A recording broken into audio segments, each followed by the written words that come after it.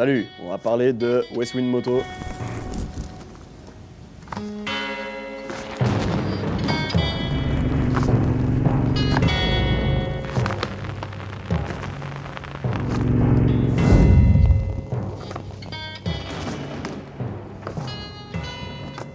Westwind Moto, marque canadienne de 2019, assez récente, qui fait de la bagagerie souple et quelques accessoires. Sur YouTube, j'ai pas vu grand chose par rapport à leur marque, donc ça peut être intéressant, ça peut intéresser du monde en tout cas. Donc on va regarder ce qu'il y a dans le paquet quand on achète l'Enduro 40 litres. Donc c'est les bagages que j'ai là sur les côtés. Donc qu'est-ce qu'il y a dedans? Comment ça se monte? Des petits tricks, des petites astuces. Let's go! On commence avec le tail. Ça c'est ce qui va venir sur le tail de notre moto. On a un pare-chaleur à mettre sur le pot d'échappement avec leur sigle, stylé. Les plaques qui vont venir fixer de chaque côté de ça. Donc bien sûr réglable hein, en fonction de votre moto. Avec de la mousse pour pas que ça raye, résistant à la chaleur, un matériau bien costaud. Voilà, toutes les sangles qu'il faut pour pouvoir l'accrocher n'importe où. Celui de l'autre côté, évidemment.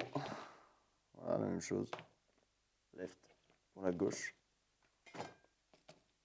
Un pack de scratch, donc bien costaud, qui permet d'accrocher tout n'importe quoi, surtout si on n'a pas de quoi passer au cale-pied, pour pouvoir fixer un peu mieux la chose. Et ça, c'est encore un arrimage différent. Si on, sur les enduros, les rallyes, etc., percer le tail de la moto à l'arrière pour venir faire un autre point d'accroche. Ok, ensuite, on va rentrer dans les holsters. Comment s'appelait les holsters parce que ça fait vraiment truc de cow-boy. C'est les paniers qui viennent se fixer le long de la moto, dans lequel on va mettre glisser un sac étanche. Et ça fait comme un holster. La même de l'autre côté. Donc qui accueille 20 litres. Hein, et c'est 20 vrais litres. Poche étanche, joli matériau, touche bien sûr des coutures étanches partout. Un intérieur, et ça faut le notifier, un intérieur jaune. Parce que comme ça, tu perds pas tout ce que tu mets dedans quand c'est noir. Là, bien sûr, le petit logo, bien comme il faut. Qui rappellera le petit orange de la Ténéré, ça sera pixel. Je t'en supplie, les sandbags. On va passer au montage. Ok, alors maintenant qu'on a monté toutes les pièces ensemble, on va pouvoir poser sur la T7, déjà voir si notre réglage est bon. Et ça a franchement l'air de pas être trop mal. Hein. Déjà, c'est quand même vachement joli. Et maintenant, il va falloir le fixer à la moto. On peut passer dans le cale-pied passager. Et revenir chercher, là, il y a une toute petite boucle en dessous à venir choper. Hop, qui est ici, là, on la voit bien. Tac, ça bouge plus. On vient tendre tout ça avec des boucles bien vénères. Il y a toujours ce système de sangle scratch là, qui est hyper pratique. Donc on enroule et on vient scratcher à la sangle. Comme ça ballotte pas, ça bouge plus. On a vu la fixation à l'avant, donc c'est vraiment pas sorcier. Et à l'arrière, Westwind fournit un petit bout de caoutchouc qui est fait pour faire passer le crochet et qui est à mettre à l'arrière. C'est-à-dire percer le tail de la moto pour mettre ça. Donc sur les dirt bikes, sur les enduros, etc., il n'y a pas de souci. En général, ça se fait bien. Moi, sur la Ténéré, je n'ai pas très envie de la percer.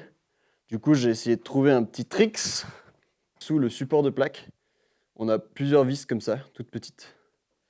J'en ai viré une qui est centrale, qui est pas trop loin, pas trop en porte-à-faux. Et à cette vis, je l'ai remplacée par une autre plus longue, parce qu'on a toujours plein de petites vis où on se dit tiens, ça pourra toujours servir. J'ai mis une des boucles fournies par Westwind, dans laquelle j'ai fait passer mes deux câbles. Et ça fonctionne comme ça, ça sert bien. Voilà, je ne sais pas si on voit bien la boucle. Ça, c'est mes deux boucles. J'ai rajouté ça, là, une petite vis. Donc pour le serrage à l'arrière, on a une sangle avec une boucle au bout et une boucle qui se balade le long de la sangle, celle qui est accrochée en dessous dont je vous ai parlé là, celle-là. On vient bien mettre les boucles du bout sur les picots de l'intérieur. Vraiment ceux-là, pas ceux-là du tout, bien ceux-là. On vient passer donc notre deuxième boucle sur le petit système que j'ai fait là ou sur un autre. Hein.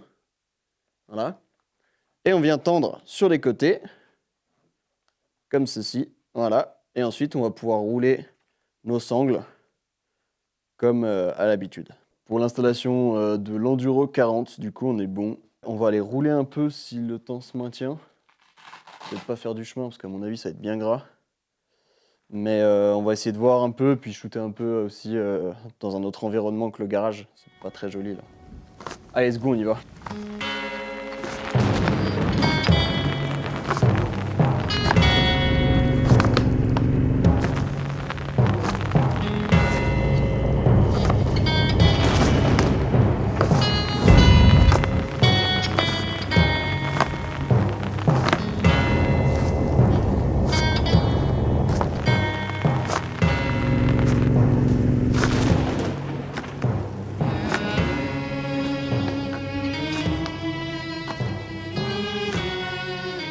Bon, et ben, fin de review.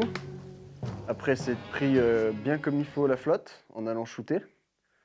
Donc, rien n'a bougé. On a fait un petit tour avec un peu de chemin rapidos.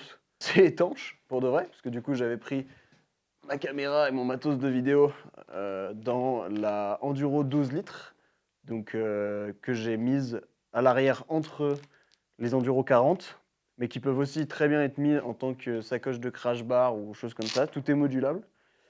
Donc à l'intérieur de l'Enduro, il y a cette pochette étanche, qui est étanche, hein, parce que le matos de vidéo n'a pas souffert, pas cette fois-ci. Et voilà, on se retrouve bientôt pour peut-être les premières chutes avec les Westwind. Salut!